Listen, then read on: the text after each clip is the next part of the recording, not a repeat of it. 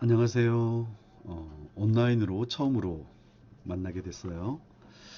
이번 시간에는 백제사원과 거칠토 유물에 대해서 알아보려고 합니다. 이번 학기에 이번 그리고 다음 그리고 그 다음까지 약 3시간 정도를 백제사원에 대한 온라인 강의를 준비했습니다.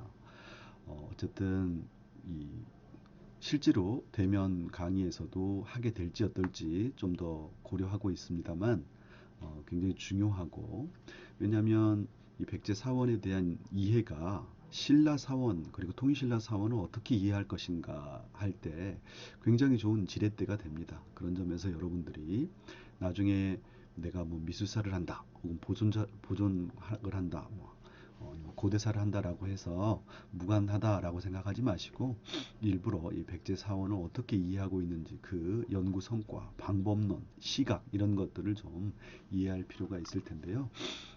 이제 그런 것들은 좀 심화된 이야기들은 차차 좀 더 알아가기로 하고요. 일단은 이번 학기에는 아주 개략적인 이야기를 중심으로 큰 흐름을 잡아본다라는 그런 의도에서 이 강의를 마련했으니까 잘 들어주시기 바랍니다. 처음 듣고 난 너무 어렵다라고 생각할 수도 있지만 두 번, 세 번 반복해서 듣다 보면 그래도 뭔가 남는 게 있을 것이다라고 생각을 합니다. 자, 백제사원. 또 이제 백제사원을 이야기할 때 가장 먼저 이야기할 수 있는 것이 이제 백제 불교 수용에 대한 문제겠죠. 그래서 삼국사기 그리고 삼국유사라는 문헌 기록에는 아주 단편적으로 짧게 나와 있습니다. 침류왕 때 384년 7월에 백제 사신이 동진이죠. 동진에 갔는데 가서 조공을 했습니다. 그런데 9월에 호승 마라난타가 진에서 들어오니까 침류왕이 직접 나가서 그를 맞이하고 왕궁 내에 두고 받들어 예를 표했다는 것이죠. 그래서 백제에서 이때부터 불교가 시작되었다라고 아주 짤막한 기록이 나옵니다.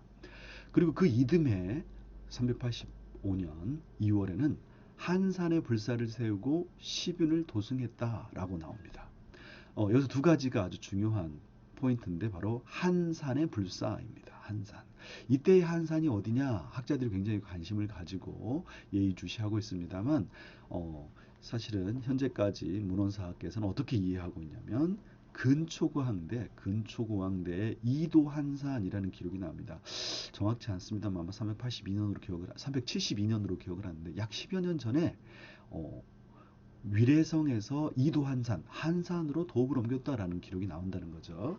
그래서 약 10여 년 후에 한산에 불사를 세웠다라고 하는 것은 그 근초고왕대 옮겼던 한산 내부에 불교 사찰을 세웠다라는 그런 기록이 됩니다. 그럼 구체적으로 현재 한산이 어디냐라는 게 의문이 들 텐데요. 학자들은 온조가 처음 무리를 이끌고 내려와서 도읍을 했던 것은 오늘날의 풍납토성에 해당하고, 그 이후에 근초광대 한산에 도읍했다라고 하는 그 이도 한산의 한산은 그 동남쪽에 자리하는 몽촌토성을 한산으로 추정하고 있다, 이렇게 말씀드릴 수 있을 것 같아요. 그래서 이때 한산은 몽촌토성이고 즉 한산 내부에 불교 사찰을 세웠다, 이렇게 생각할 수 있습니다. 그리고 10사람의 도승을 두었다라는 기록이 있는데요. 이 10인의 도승을 두었다라는 기록에 대해서 지금까지는 일제강점기에 특히 그냥 무관심하게 흘려보내는 측면이 있었습니다만 10사람의 도승을 둠으로 인해서 이제 계속해서 백제에서는 승려가 배출될 수 있는 토대가 마련되었다라는 측면에서 굉장히 상징적인 기록이다라고 학자들이 이해하고 있습니다. 384년, 385년에 이 삼국사기에 나온 아주 단편적인 기록이지만 아주 의미 있는 백제 불교 과정에서 왕이 직접 외국의 사신을 갔던 사람과 딸려 함께 돌아오는 호승 마라난타에게서, 호승 마라난타라는 이름도 사실은 또 주의할 필요가 있는데 아마 중국인 승려라기보다는 어떤 인도나 서역의 승려일 가능성. 마라난타라는 이름 자체도 아마 뭔가 발음 나는 대로 적다 보니까 이렇게 했을 것 같아서 서역 계통의 승려 혹은 인도의 승려가 중국에 와서 선교 활동을 하다가 다시 이 백제로 건너온 게 아닌가, 이렇게 생각할 수 있다는 것이죠. 그리고 처음에는 그의 거처를 마련하기 어려워서 아마 풍납도성 내부에 있는 왕궁 안에 거처를 마련했지만 그 이듬해 따로 불사를 세워서 그곳에서 머물게 했다라는 것입니다. 그러니까 이 초기의 백제 불교가 왕권과 밀접하게 관련 지으면서 그들의 어떤 비호를 받으면서 성장해 갈 수 있었다라는 것도 함께 이야기할 수 있을 것 같습니다. 삼국유사의 아래쪽에 이 기록을 잠깐 보면 삼국유사의 기록을 보면요. 똑같죠. 384년에 동진효무제 때 호승 마라난타가 동진에서 이르니 그를 맞이해서 궁중에 두고 예경하였다. 그리고 385년 새로운 도읍이었던 한산주, 물론 이때 한산주의 이 표기는 아마 통일신라 시대의 표기인데 아마 잘못된 것이겠죠. 그래서 한산에 불사를 짓고 10인의 도승을 두었다. 이것이 백제의 불법 시작이다. 그 다음에 또 하나 기록은 이 아신왕이 즉위한 392년 2월에 국왕이 명령을 내려서 이제 불법을 믿어 복을 구하라. 백성들에게 이런 명령을 내렸다는 것입니다. 그래서 불법을 믿어 복을 구하라라고 해서 명령을 내렸고 이런 스님은 여기에다 마라난타를 번역하면 동학인데 그의 이상한 행적은 승전에 잘 나타나 있다. 이렇게 이제 되어 있습니다. 자, 여기서 또 하나 이 아신왕 2월에 명령을 내려서 백성들에게 불법을 믿어 복을 구하라라고 하는 이 기록은 사실은 어느 정도 신뢰성을 갖는다라고 생각을 하고 이게 이제 계기가 돼서 백성들에게까지 귀족들에게까지 불교가 확산되었다라고 생각을 하고 있지만 사실은 또 다른 한편으로 보면 이것과 한문 문장이 아주 동일한 것이 바로 고구려의 소수리망 이후에도 동일한 문장이 반복적으로 나와요. 그래서 과연 고구려의 그 문장을 그대로 옮겨 쓴 것인지 아니면 고구려에도 이 불법을 믿어 복을 구하라라고 하는 것이 있었고 백제에도 있었던 것이냐 이것에 대해서는 사실은 논란이 있습니다. 나중에 이제 문헌사를 본격적으로 하는 사람의 입장에서 보면 아마 백제의 경우에는 이 아신왕대의 기록이라고 하는 것은 오히려 믿을 수 없는 신뢰할 수 없는 기록이 아닌가라고 이렇게 생각하는 사람도 있다는 점을 함께 말씀드리고 싶네요. 자, 그러면 한성기에 이 384년 즉 4세기 후반에 한산에 불사를 세웠다라고 하는데 구체적으로 한산의 불사는 어떤 모습이었을까라는 것입니다. 어떤 모습이었을까? 사실 우리는 얼른 생각하면 이 한산의 불사는 아마 그 불교 사원이라고 하는 것은 오늘날의 불국사 혹은 뭐 큰 황룡사나 정림사와 같은 본격적인 사찰이 아닐까 이렇게 생각을 하는데요. 풍납토성 내부 그리고 몽촌토성 내부에 발굴을 해보니까 지금 보여드린 것과 같은 막세기화가 나오더라는 거죠. 사실 우리는 절집하면 절집에 사용되는 기와의 대부분은 어떤 무늬를 하고 있나요? 바로 연꽃 무늬를 하고 있어요. 근데 풍납토성 안에서는 사실은 지금 보여드리는 이런 기와 문양이 가장 먼저 나온다는 거죠. 여러분 지금 보여드린 이 무늬를 뭐라고 명명할 수 있을까요? 굉장히 독특한 모습을 하고 있잖아요. 그래서 이것은 적어도 이것이 연꽃무늬는 아니다라고 확실하게 말할 수 있을 것 같은데요. 또 어떤 부지런한 사람이 이 풍납토성이나 몽천토성 그리고 석천동 고분에서 나온 이 백제 한성기의 이 연꽃무늬가 아닌 그냥 수막새의 무늬를 분류를 해봤어요. 분류를 해봤더니 보니까 A 그룹 그리고 B 그룹 그죠? 그리고 C 그룹 이외에 다른 것으로 이렇게 크게 나눠 볼 수 있더라라는 것인데요.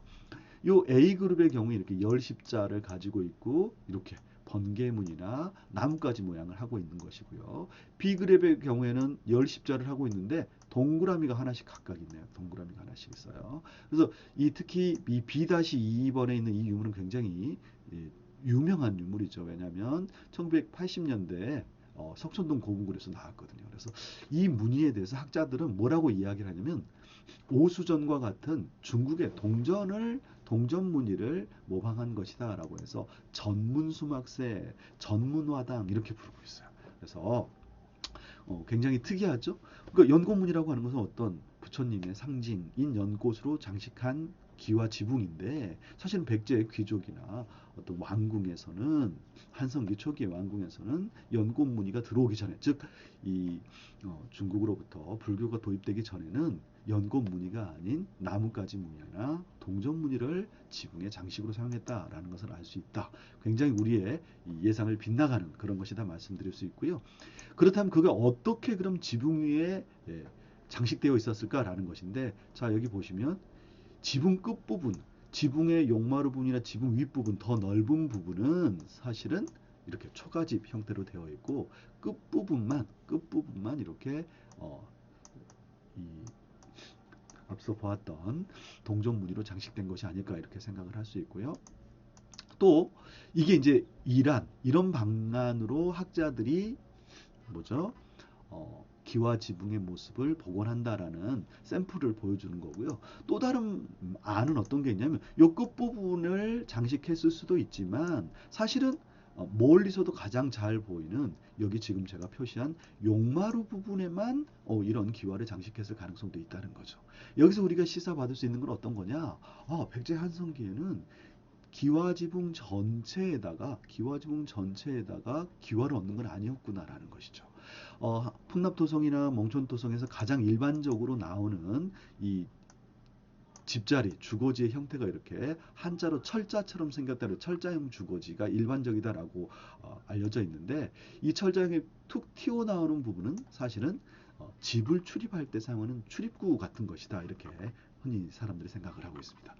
그래서 이렇게 철자형 주거지에 살던 사람들이 기와를 장식했을 때는 사실은 이 기와 한 장의 무게가 3kg에서 4kg가 돼요. 그러니까 이 기와를 가지고 지붕 위에 얹었다고 했을 때 너무 무거워서 건축 기술이 발달하지 못하면 푹속 주저앉을 수밖에 없는 그런 상황이라는 거죠. 그래서 그런 것들을 극복한 과정. 그래서 우리는 기와라고 하는 것이 단순히 이 기와 지붕의 건축 부재다라고 생각하지만, 사실은 토목 건축 기술의 발전을 아주 상징적으로 보여주는 그런 것이다, 이렇게 생각할 수 있을 것 같아요. 그런 점에서 어쨌든 한성기 단계에 아직은 건축 기술이 발달하지 못해서 기와지붕 전체가 이렇게 기와로 덮여 있지는 않았을 것이다. 적어도 그런 것들은 사비기에는 확실히 이 초석도 크고 돌로 만들어지고 잘 다듬어져 있고, 그래서 사비기에는 분명히 지붕 전체가 이 기와 지붕이 덮여 있고, 실제 이제 그런 것들이 푹속 주저앉는 이런 사례도 확인되거든요. 그런 점에서 한성기와는 좀 다른 모습이다, 이렇게 말씀드릴 수 있고요. 자, 지금 조금 전까지 본 것은 뭐였냐면 풍납토성이에요. 즉 한산의 부산은 아니라는 모습이죠. 자, 그러면 몽촌토성은 발굴을 했어요. 1980년대에 발굴했는데, 몽촌토성의 경우에도 엄청나게 많은 넓은 지역을 발굴했어요. 사실은 몽촌토성의 경우에 이제 88 올림픽을 계기로 해가지고 그 아래쪽에 이 올림픽 공원을 만들고 하면서 발굴했는데, 그 안에서도 재미난 것은 철자형 주거지가 발견이 됐습니다. 자, 그러면 몽촌토성 안에서 그 삼국사기, 삼국유사에 나오는 한산의 불사를 추정할 만한 자료는 없을까? 당연히 질문을 던져야 되는 거죠. 물론 여러분은 한 번도 그런 생각을 안 해봤죠? 그냥 문헌 기록이 있는데 그걸 믿고 따라야지 뭐 굳이 그걸 우리가 찾아야 합니까? 뭐 그럼 할 말이 없죠. 근데 고고학의 경우에 사실 이런 단편적인 문헌 기록을 우리가 좀 더 구체적이고 시각적으로 가시적이고 찾아보는 이런 측면에서 굉장히 중요하다. 물질 자료에서 우리가 그런 것들을 추정해 보자 라는 게 이제 굉장히 중요한 일입니다. 자, 여기 보면 서울대학교 박물관에서 1980년대 내놓은 보고서예요. 그러니까 80년대 보고서다 보니까 굉장히 소략한 측면이 있지만, 이 한가운데 보면 한가운데 많은 저장 구덩이와 그다음에 이 연못으로 추정되는 그런 유구와 이런 것들이 발견됐어요. 이게 이제 그 도면입니다. 보면 1번 적심 건물 한번 볼까요? 적심 건물. 적심이라고 하는 것은 건물의 기초를 다지는데 사용했던 초석 아래에 있는 조그만 돌로 쌓아서 견고하게 했던 그런 것들인데, 이쪽에 적심이 있는 건물지가 있더라. 2번이 뭐냐면 판축대지라고 되어 있는 판축대지. 판축이 뭐라고 그랬어요? 물질의 성질이 가는, 흙의 성질이 다른, 예를 들면 가는 흙과 모래, 자갈 같은 것을 10cm 간격으로 이렇게 교대로 판을 대고 다진 다음에 쌓아 올리는 그런 것이라고 그랬죠. 그래서 토성 성벽을 쌓거나 혹은 저수지 뚝을 막거나 뭐 이럴 때 사용됐는데, 건물지의 기단에도 이런 흔적들이 확인이 됩니다. 그래서 이 판축대지라고 하는 것이 2번에서 확인이 됐어요. 그 아래쪽, 이 두 개의 건물 아래쪽에는 뭔지 모르지만 연못으로 추정되는 시설이 있었고요. 그리고 이제 좀 더 멀리 떨어진 곳에서는 저장 수열, 백제의 경우에는요, 이렇게 위에서 보면 이렇게 약간 플라스크형 형태로 굉장히 큰, 사람이 들어갔을 때 1m 이상의 구덩이가 나와요. 구덩이. 그래서 대체 이 구덩이가 뭐냐라고 생각했는데 현재 학자들은 이 구덩이가 바로 저장을 곡물이나 이런 것을 저장하기 위한 저장용 수열이다라는 것이 밝혀졌어요. 그래서 이 왕궁이나 중요한 성곽 같은 경우에는 이렇게 저장 수열이 대량으로 발견됐는데 뭐, 몽천도성 안에서도 이런 저장 수열이 발견됐고요. 그 다음에 이제 몇 개 건물지의 흔적도 확인되었다. 이렇게 말씀드릴 수 있습니다. 자, 그러면 이 안에서 특별히 이 2번 유구, 이 판축대지라고 하는 것이 그럼 어떤 것인지를 좀 더 자세히 보니 이렇게 돼 있더라는 거죠. 확실히 이제 잘 보이지 않지만 흑백 사진밖에 남지 않아 잘 보이지 않지만 여기 이렇게 색깔이 다른 이 판축의 흔적이 확인되고 재미난 것은 이게 거의 정방형에 가깝더라라는 것도 또 새롭게 확인이 됐어요. 다시 이제 보고서를 다시 읽어보니까 그랬다는 거죠. 여기 한 가운데 있는 이 부분이 이제 판축대지의 도면인데요. 자, 그 보고서의 문장을 제가 그대로 가져왔어요. 이 판축대지를 보고서에서 뭐라고 설명해 놨냐면 1988년에 나온 발굴 보고서에는 가로 10m에 가로 세로 10m의 사각형으로 생토면을 약 80cm 정도 깊게 파내고 그 속을 다시 점성이 강한 점토로 3, 40cm 정도 다져 넣은 뒤에 그 위로 점토와 마사초를 겹겹이 섞어 다진 판축이 확인되었다. 그래서 그걸 이 유구의 이름을 판축대지라고 했다는 거죠. 그 주변에서는 적심이 있는 건물, 연못지 등이 함께 발견되었는데 보고서에서는 생토면인 안반을 굴착하고 이를 판축으로 성토한 점에서 볼 때 어쨌든 이 주변에서 가장 중요한 지상 건물을 조성하기 위한 기초였을 것이다. 물론 그 지상 건물이 뭔지는 모르죠. 그래서 이 지상 건물이 과연 뭐였을까라는 것인데 어쨌든 이게 발굴 보고서의 기록이에요. 그래서 뭔가 이 몽촌토성 안에서 중요한 지상 건물인데 그것이 뭔지는 모르겠다. 후학들이여 열심히 공부해서 좀 찾아주세요라고 해서 과제로 남겨뒀다는 거죠. 그런데 최근에 충남대학교에 계시는 박순발 선생님이란 분이 아주 재미난 견해를 제시했어요. 뭐냐면 판축대지의 형태나 축조 기법이 보니까 중국의 불탑, 목탑의 이 기단과 굉장히 유사하다. 그래서 이 판축대지는 원래 상부 구조는 다 사라져 버렸지만 불탑과 같은 누각 건물, 층이 여러 개인 누각 건물의 기초일 가능성이 있다라는 견해를 새롭게 제시했습니다. 그러면서 중국의 자료 중에서 왼쪽에 있는 이것이 윈강석불, 운강석불 상부, 중국의 대동이라는 곳에 가면 운강석굴이 있는데 여러분들은 대부분 거기에 있는 큰 석굴이나 대형 불상들만 보고 오잖아요. 근데 그 불상들의 예부를 하고 그리고 그 사원을 경영했던 사람들은 어디 살았냐면요. 그 아래쪽에서 불상이 있는 그 아래쪽에 산 게 아니라 그 위쪽에 평평한 넓은 대지가 있어요. 그래서 그 대지를 2010년 전후한 시기부터 중국에서 발굴해 봤더니 왼쪽 도면과 같은 유구들이 나왔다는 거예요. 그래서 이 유구를 보니 어떤 것이냐면 한가운데 여기 이렇게 네모난 판축 대지. 그래서 방형의 약 10m, 11m 정도 되고 또 흙을 겹겹이 쌓은 판축의 흔적이 확인됐어요. 그래서 중국 학자들은 이것은 목탑자리다라고 생각을 했고요. 그 옆에 보니까 이렇게 작은 네모난 사각형의 이 방들이 연결되어 있어요. 여러분 그럼 이걸 뭐라고 생각했을까요? 이 방들은 바로 승방에 해당한다라는 걸 알게 됐다는 거죠. 그래서 이 박수만 선생님이 이 운강석불 상부에 나온 상부 사원지 유구가 이 몽천토성에서 발견된 판축대지와 너무나도 흡사하기 때문에 혹시 이것이 불탑이 아닐까? 이제 이런 새로운 견해를 제시했는데 굉장히 매력적인 견해라고 저는 생각을 합니다. 다만 그것이 확정되기 위해서는 사실은 그 부분을 다시 발굴해야 돼요. 1980년대에 문제 의식을 갖지 않고 그냥 발굴하다 보니까 그것이 갖는 진정한 의미를 잘 알지 못했고 많은 중요한 정보를 놓쳐버렸지만 이제 현대 새로운 그리고 첨단 기술을 이용해서 다시 발굴한다 그러면 이 문헌 기록에만 나오던 한산의 불사의 모습에 좀 더 다가갈 수 있지 않을까 이런 생각을 하게 됩니다. 어쨌든 몽천토성 안에서 불교 관련 시설이 확인될 가능성이 있다. 이제 이렇게 말씀드릴 수 있고요. 이 점에서 또 한 가지 우리가 간과해서는 안 되는 게 놓쳐서는 안 되는 게 뭐냐? 새로운 도성 10여 년 전에 근초강이 한산에 이사했는데 일부러 의도적으로 새로운 도성을 장엄하는 랜드마크 혹은 어떤 그 새로운 도성의 상징물로서 불교 관련 시설이 들어갔다라는 점을 결코 간과해서는 안 된다라는 거예요. 왜냐하면 이런 것들이 나중에 보게 되면 웅진기, 그리고 사비기, 그리고 익산 뿐만 아니라 신라에서도 동일한 패턴으로 나타날 가능성이 굉장히 높다. 이런 점을 강조해드리고 싶습니다. 자, 그리고 사연불도라고 해서 조양시에 있는 그런 것인데요. 이 여기에서도 보면 한가운데 목탑이 있고 그 옆에 방들이 이렇게 회, 한자로 회자를 이루면서 이렇게 배치되어 있는 것을 확인할 수 있습니다. 그래서 이런 것들을 보면서 우리는 뭔가 이 몽촌토성 안에 있는 아주 과거 80년대에 발굴했지만 잊고 있었던 이 유구의 의미에 대해서 다시 다가가게 된다. 이렇게 말씀드릴 수 있고요. 그리고 이제 이런 흔적들은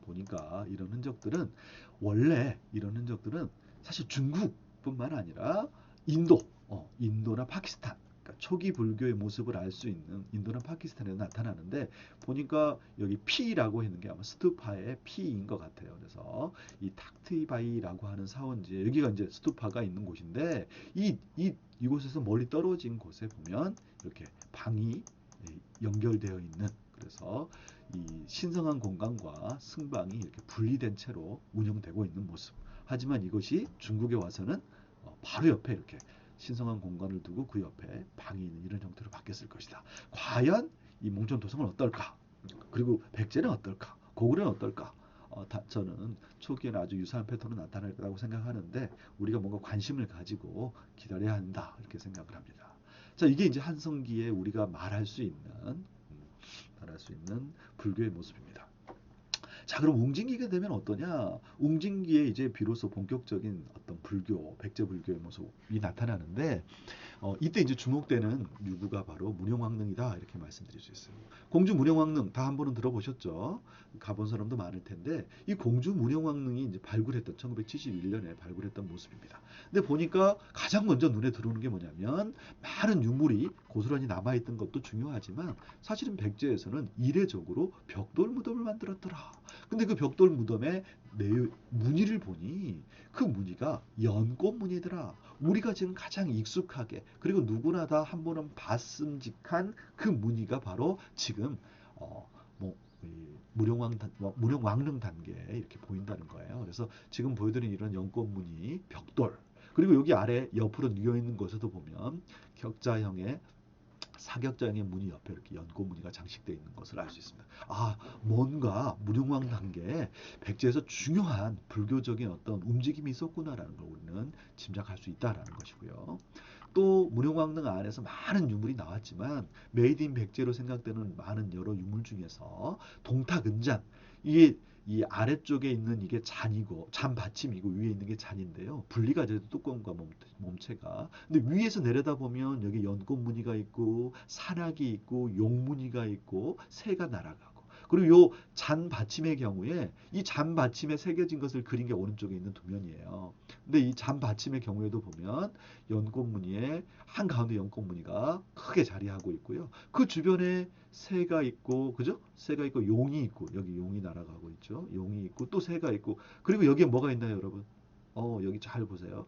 여기에 보니까, 새 날개를 하고 있는데, 사람을 얼굴을 하고 있고, 인면조죠, 인면조. 그리고 그 앞에 한 손으로는 연고가 같은 꽃 한 송이를 들고 있는 이런 모습들. 그래서 이 단순히 문형왕릉에서 이 벽돌만 그런 게 아니라 거기에서 만들어진 여러 가지 물건들도 불교적인 것을 모티브로 하고 있구나라는 걸 짐작할 수 있다는 거죠. 그리고 이 문형왕릉 안에서 가장 불교적인 요소를 잘 보여주는 게 뭐냐면 왕비의 머리를 뱉던 베개, 왕비 두침이라고 할 수 있어요. 그 왕비 두침에 표현되어 있는 무늬들을 실측도를 당시 발굴 보고서에 있는데요.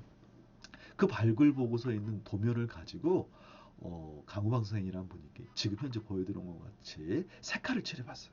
색깔을 칠해보니까 그 안에 있는 무늬가 어떤 것이 너무 선명하게 잘 드러나죠? 그죠? 여러분도 그래서 잘 안 드러났을 때, 뭐가 잘 안 드러났을 때 이렇게 색을 칠해보는 게 굉장히 의미가 있다는 거죠. 그래서 테두리 부분뿐 아니라 이렇게 육각형의 테두리가 있고, 육각형 테두리 안에 이렇게 연꽃 무늬가 장식되어 있고, 근데 이 연꽃 무늬가 보니까 자세히 보니까 굉장히 종류가 다양하네요. 그죠? 그리고 여기 보면 연꽃 안에서 사람이 태어나는 연화화생 장면도 같이 있다는 거죠. 그래서 이런 게 있구나라고 생각할 수 있는데, 일본의 요시무라 레이라고 하는 선생님이 그 무료먹는 두침에 표현된 연꽃 무늬를 한번 비교해 봤더니 처음에 4개 잎사귀였던 것이 싹이 돋아나고 또 다시 그 옆에 잎사귀가 돋아나고 그런 다음에 열화화생으로 바뀌더라. 그래서 그 조금 전에 두침에 보이는 것들이 어떤 변화를 보이는지 왕비의 목침에 보이는 천연화, 하늘 연꽃과 그 변화되는 모습이라는 것을 지금 현재 1, 1-2, 1-3, 2-1, 2-2, 2-3, 2-4처럼 표현을 해봤어요. 이게 이제 굉장히 중요한 어떤 도상학의 기본적인 모습인데 이런 것들이 이 두침에 표현되어 있더라. 그런데 이 연꽃, 이 왕비 목침, 두침에 표현된 이것들이 그냥 백제에서 자체적으로 만든 거다라고 생각했는데 알고 봤더니 중국의 남조의 벽돌 무덤 중에서 등현에 있는 남조묘의 남조묘, 이 남조묘도 벽돌 무덤이거든요. 근데 그 벽돌 무덤에 천인이 표현되어 있는 벽돌이 있는데 그 천인 전에 천인 탄생 도면이 천연화에서 변화생을 가지고 다시 천인으로 변화하고 있더라. 그러니까 무령은 목침에 표현된 이 연화화생 도상과 거의 동일한 패턴으로 변화를 보이고 있더라라는 것을 밝혀냈어요. 그래서 요시무라 레이 선생님은 뭐라고 얘기하냐면 왕비 부침에 표현된 이것은 사실은 완벽하게 남조적인 거기 때문에 남조적인 불교가 웅진기에 굉장히 중요한 역할을 했다는 것을 우리는 확인할 수 있다. 이렇게까지 주장을 했어요.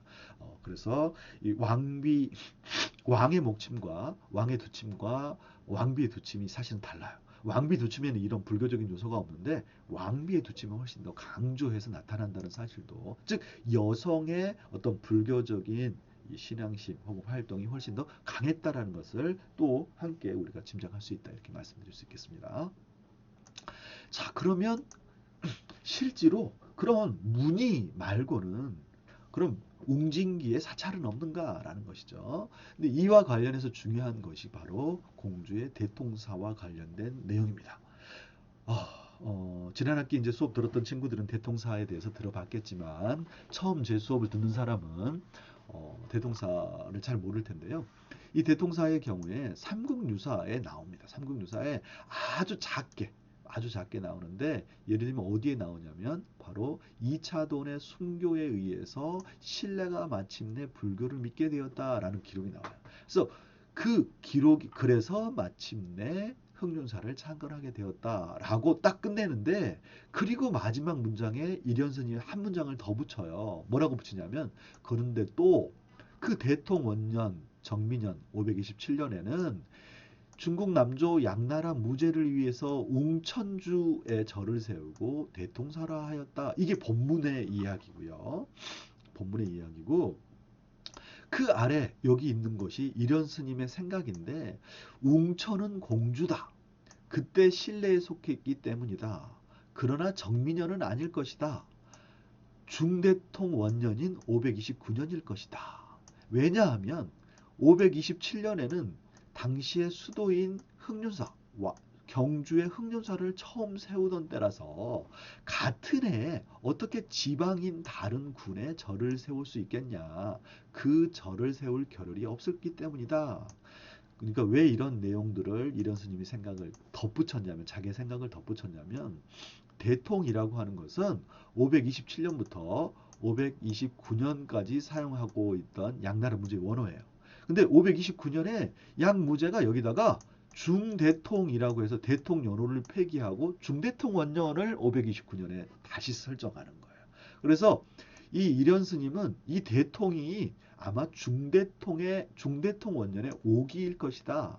527년이 아닌 529년일 것이다 라고 자기의 생각을 말씀하신 것이다. 이렇게 이제 말씀드릴 수 있고요.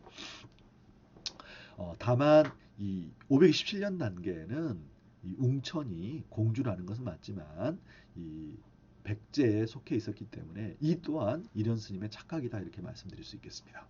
자, 그러면 공주 사람들이 이 웅진기 백제에서는 한산의 불사 이후에 처음으로 절 이름이 나온 거예요.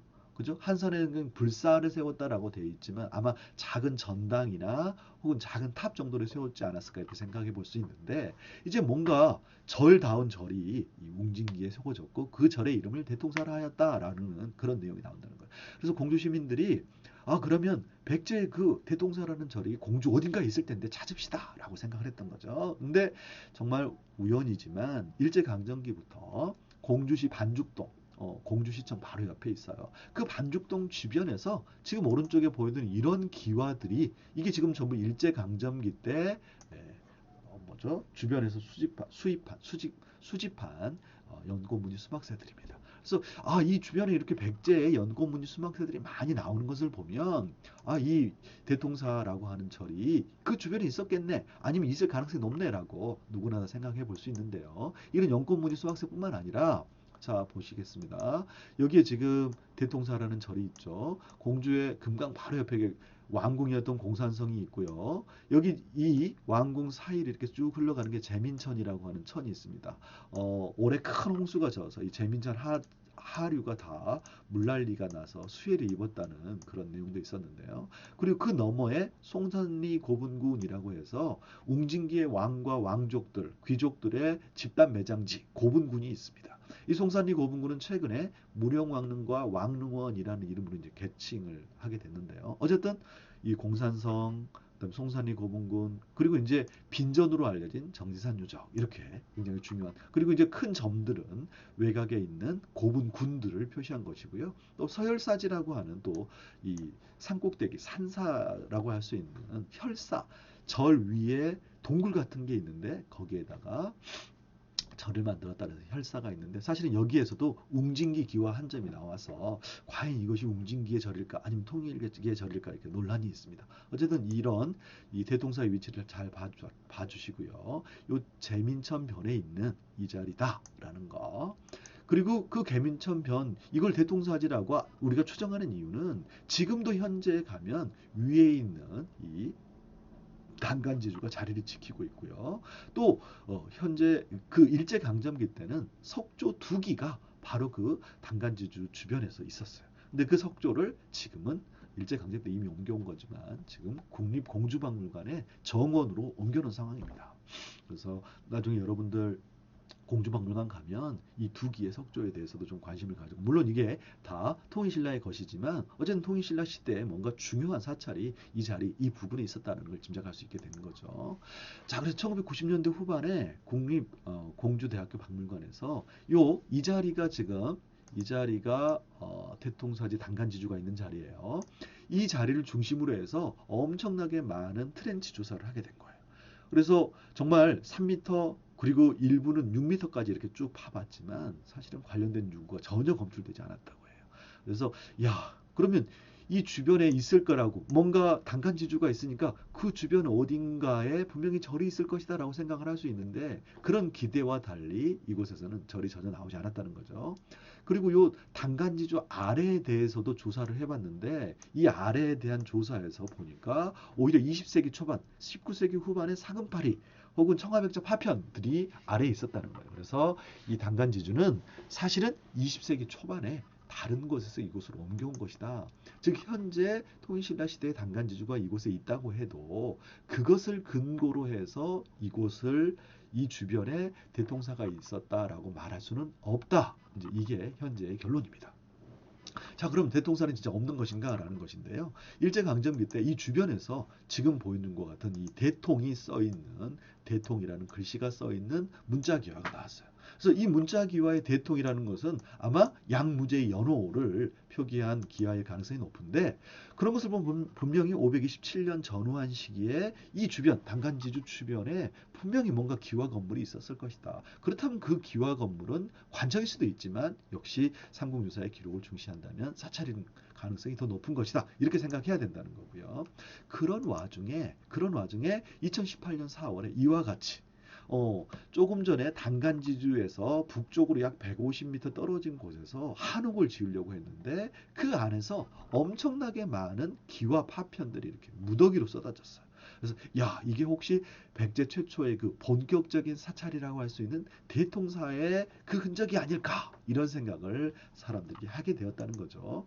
그 안에서 나온 이 수막새의 모습입니다. 물에서 이제 막 건져 올린 사진이죠. 그리고 이 수막새와 더불어 오른쪽에 있는 흙으로 빚어 만든 소조상이 함께 나왔어요. 사실 이제 제가 2018년 단계에 이 두 장의 사진을 거기 있는 아는 지인으로부터 이 사진을 받았는데 깜짝 놀랄 수밖에 없었어요.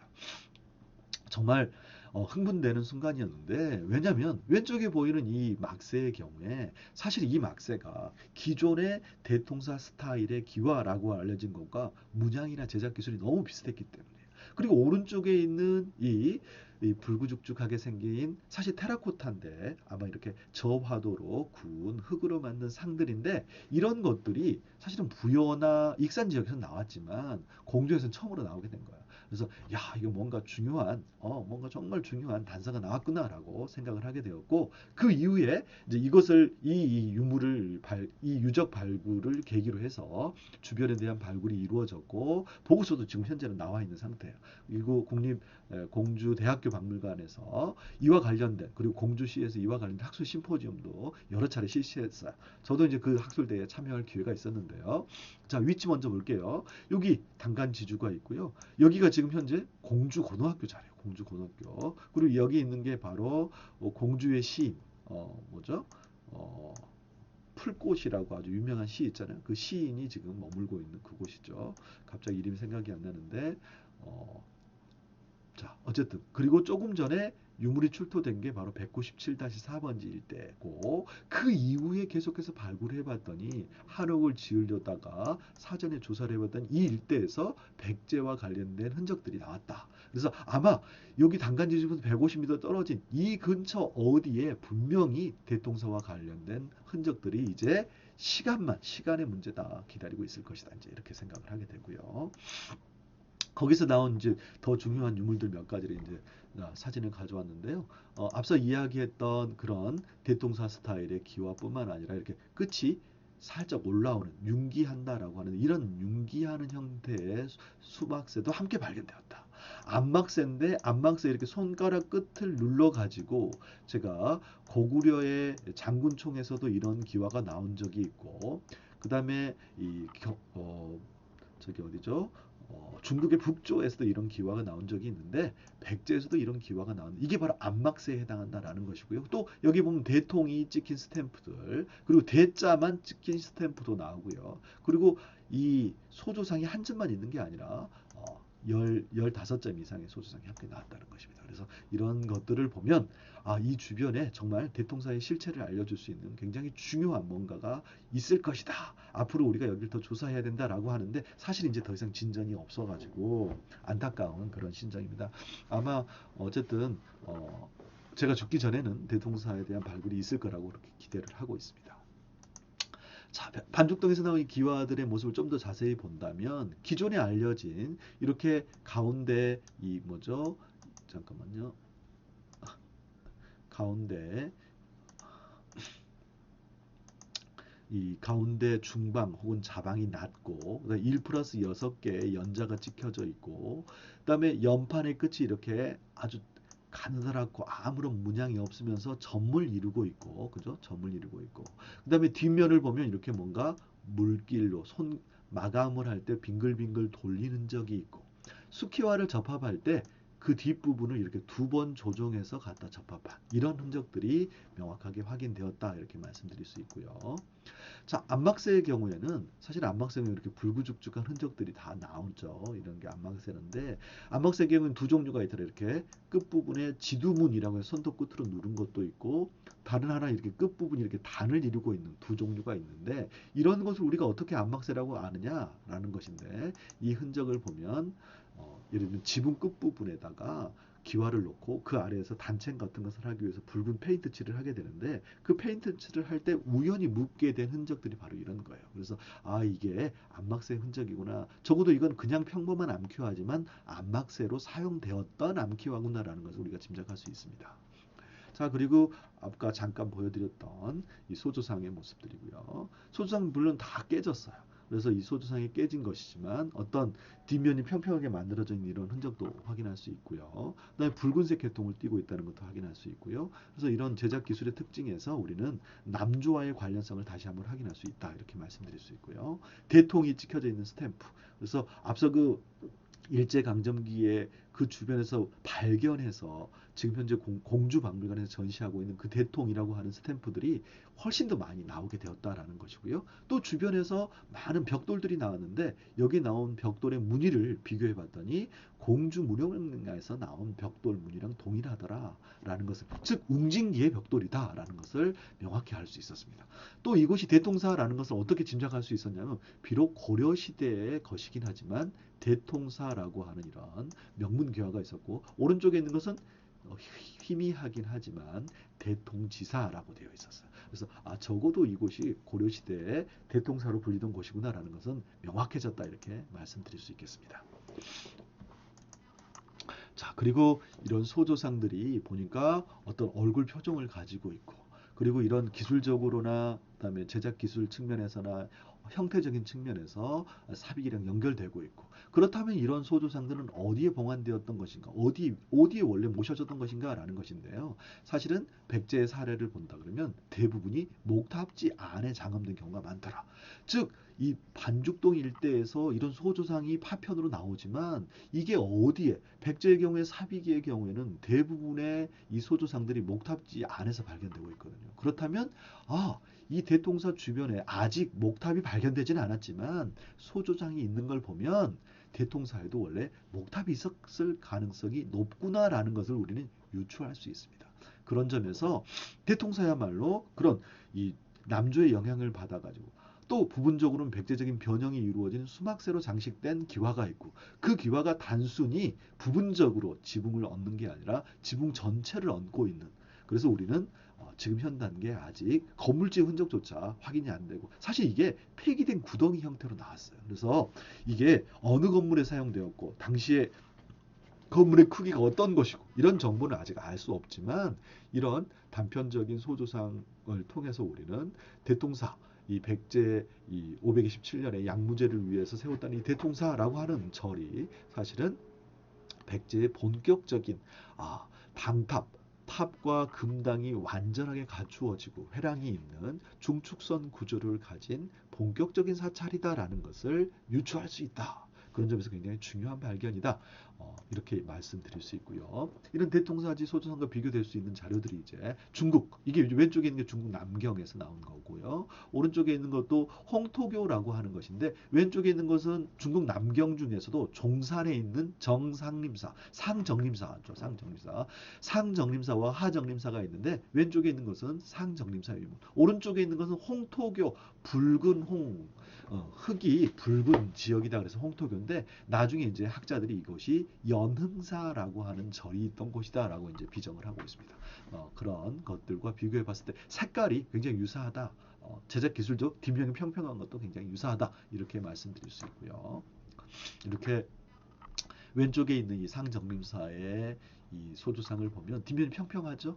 아직 뒷면에 대한 상을 제작할 때 뒷면에 대한 인식이 없었다라고 우리가 짐작할 수 있습니다. 그런 점에서 굉장히 재미있는 자료고요. 그다음에 여기 잘 보시면 유약이 발려 있는 게 보이나요? 귀 부분에 유약이 발려. 이것은 어딘가 한번 구웠구나. 테라코타 형태로 작지만 아주 짧게라도 굽고 있었구나. 그리고 신목을 사용한 흔적들도 볼 수 있고요. 이런 것들을 우리 이제 짐작할 수 있다.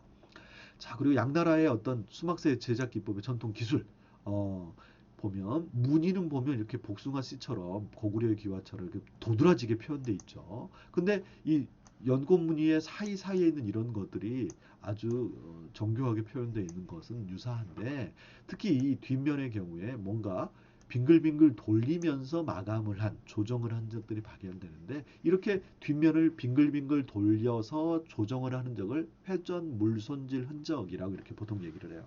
근데 이런 회전 물손질 흔적이 이 대통사뿐만 아니라 남경뿐만 아니라 조금 전에 우리가 보았던 이 어디죠?